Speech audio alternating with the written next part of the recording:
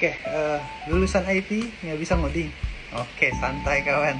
Oke, biasanya banyak yang lulusan IT yaitu problemnya itu setelah lulus bingung gitu ya, nggak bisa ngoding. Sama saya juga dulu pas ketika lulus saya bener-bener nggak bisa ngoding sama sekali, kayak gitu.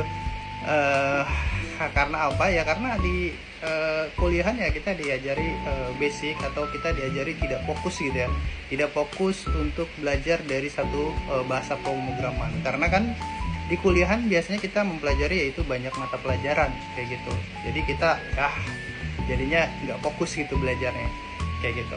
Kayak apalagi untuk di kuliahan kita mempelajari bahasa pemrograman yang apa namanya, lumayan gitu ya, lumayan kayak C++, kemudian ada apa lagi ya, kemudian ada mungkin ada Python, mungkin ada PHP.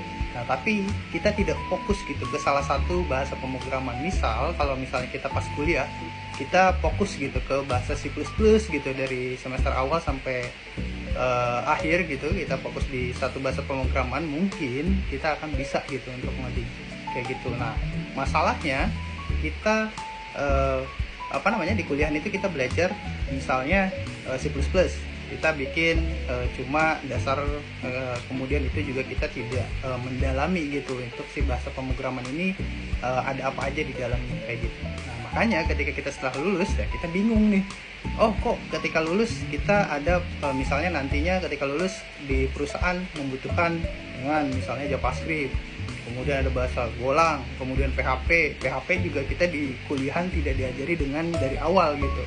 Kita biasanya dikasih buat sebuah project ini kayak gitu. Jadi udah bentuknya udah sebuah project gitu, bukan dari awal dulu kayak misalnya variabel, tipe data kayak gitu, function, looping.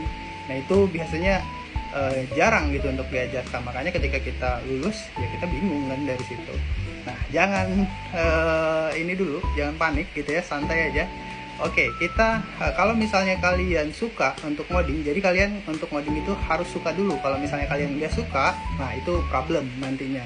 Jadi kalau misalnya kalian harus coba dulu ngoding gitu ya, itu dari awal dulu, apa itu bahasa pemrograman, kemudian kalian mempelajari terkait dari variabel, kemudian tipe data, kemudian function, kemudian apalagi looping, kondisi. Nah itu kalian harus pelajari terlebih dahulu kayak gitu.